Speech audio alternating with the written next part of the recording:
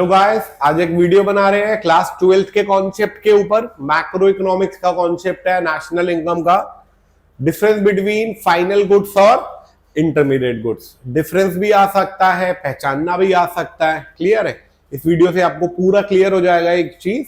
देखिए, final goods वो goods होती है या तो आपने उसे डायरेक्ट कंजम्पशन के लिए लिया।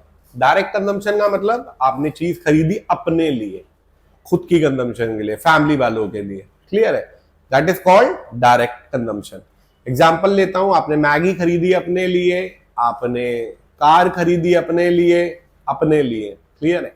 एसी खरीदा, घड़ी खरीदी, मोबाइल खरीदा अपने कंजम्पशन के लिए, तो that is called final goods. दूसरा, अगर आपने उसे इनडायरेक्ट कंजम्पशन के लिए लिया। अब ये इनडायरेक्ट कंजम्पशन कौन सी होती है? ये होता है आपने उसे इन्वेस्टमेंट पर्पस के लिए लिया। किसके लिए? Investment purpose. इन्वेस्टमेंट कौन करता है? नॉर्मली फर्म्स करती हैं। कोई ऐसा खरीद रहा है इन्वेस्ट करने के लिए, तो भी वो फाइनल गुड्स है। याद रखना, ये जो इन्वेस्टमेंट पर्पस होता है ये नॉर्मली फिक्स एसेट्स होती है। कौन सी? जो आपको लॉन्ग टर्म बेनिफिट देती है। क्लियर है? आपने कार खरीदी टैक्सी में चलाने के लिए, तो सर वो इन्वेस्टमेंट है। क्लियर है?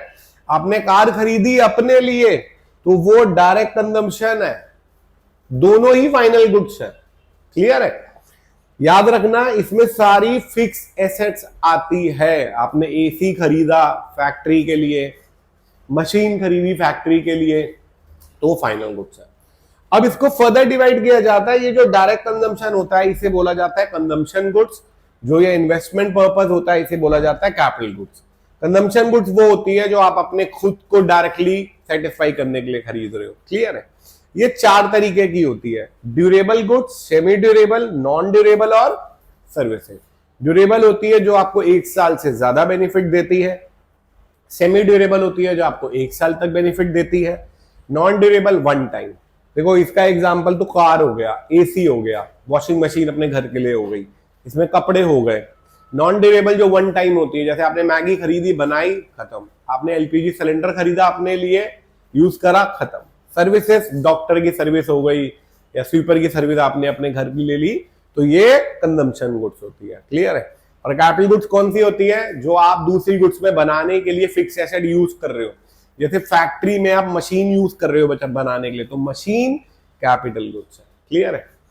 ये वो गुड्स होती है जो डायरेक्टली सेटिस्फाई करती है, ये इनडायरेक्टली सेटिस्फाई करती है। ये प्रोडक्शन से रिलेटेड कोई रिलेशन नहीं है इसका, ये प्रोडक्शन को इफेक्ट करती है। क्लियर है? अगला आता है इंटरमीडिएट गुड्स। इंटरमीडिएट गुड्स वो गुड्स होती है जो आप as a raw material use कर रहे हो। सर रॉ मटेरियल आया तो इसका मतलब आप उसे बना के बेचोगे, तो कोई चीज बना के आप बेच रहे हो तो वो इंटरमीडिएट है। या आपने उसे रीसेल पर्पस के लिए लिया। किसके लिए लिया? Resale purpose. रीसेल मतलब आपने कोई कार खरीदी, आपका काम है, शोरूम है, आप सेल परचेज का काम करते हो, तो वो इंटरमीडिएट गुड्स है। लेकिन अगर आपने कार अपने ले ली तो वो डायरेक्ट कंजम्पशन है। फैक्ट्री के लिए ली तो कैपिटल गुड्स है, बेचने के लिए ली तो इंटरमीडिएट गुड्स है। क्लियर है? क्लियर है ये चीज? अब फाइनल गुड्स और इंटरमीडिएट गुड्स में मेन डिफरेंस क्या होता है? ये डायरेक्ट कंजम्पशन के लिए होती है और ये इनडायरेक्ट, और ये रीसेल पर्पस के लिए होती है। किसके लिए होती है?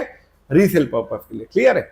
फाइनल गुड्स नेशनल इनकम में ऐड होती है, इंटरमीडिएट गुड्स नेशनल इनकम में ऐड नहीं होती। क्लियर है? दूसरी चीज, इसमें कोई वैल्यू एडिशन नहीं होती। वैल्यू एडिशन का मतलब क्या होता है? आप इसमें कोई वैल्यू ऐड करके बेच नहीं रहे। इसमें आपने 100 रुपए की खरीदी, उसे कंज्यूम कर लिया। लेकिन इंटरमीडिएट गुड्स कौन सी होती है? आपने 100 रुपए की खरीदी, 50 रुपीज अपना प्रॉफिट मार्जिन ऐड करा और उसे सोल्ड कर दिया 150 में, इसलिए ये ऐड नहीं होती। क्लियर है? नेक्स्ट चीज, ये प्रोडक्शन बाउंड्री क्रॉस कर चुकी होती है, ये प्रोडक्शन बाउंड्री क्रॉस नहीं करी होती। क्लियर है? इसके 2 पार्ट होते हैं, कंजम्पशन गुड्स, कैपिटल गुड्स। इसका कोई पार्ट नहीं होता। क्लियर है? और ये नेशनल इनकम, डोमेस्टिक इनकम दोनों में ऐड होती है, ये किसी में भी नहीं ऐड होती। एक बार आप स्क्रीनशॉट ले लो इसका।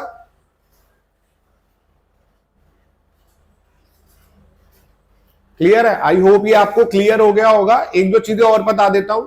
जैसे आपने अपनी फैक्ट्री के लिए एसी खरीदा तो वो फाइनल गुड्स है। आपका एसी का शोरूम है, आपने एसी खरीदा बेचने के लिए, तो वो इंटरमीडिएट गुड्स है। क्लियर है?